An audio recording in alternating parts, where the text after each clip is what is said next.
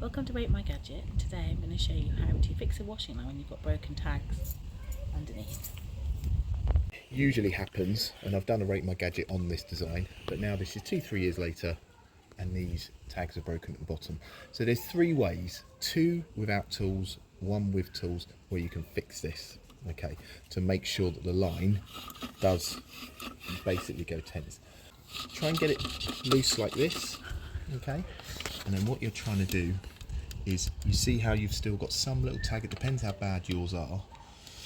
You can try and loop it as much as you can back on itself, okay, so that is one option where you can try and do that, where that is now tight, okay. Now, not ideal, and actually you'll probably find that that doesn't work particularly well depending on how bad the tags are. The other way to do it is you put it round the back with the unit like this, and then make it a little bit loose, put it back through here.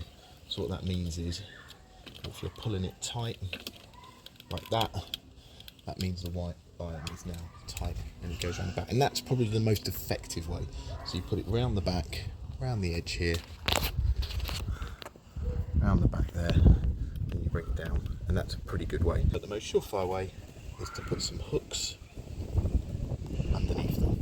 These, I've got the links. Basically what you're doing is making sure that you've screwed these into the wood or the wall, and then in simple terms, once you're ready to go, obviously this is loose at the moment, you can put them like that, okay, or if you wanted to, if you have 2, then you can loop it round, okay, and then the most surefire way is if you put some hooks, again these links, and then what that means is, with the end here, when you pull it out, the best thing to do is to pull that through like that, and then that will go tight down there, okay.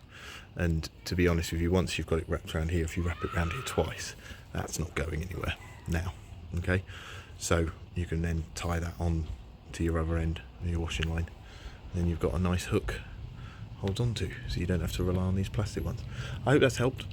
Please do like, please subscribe, and thanks for watching.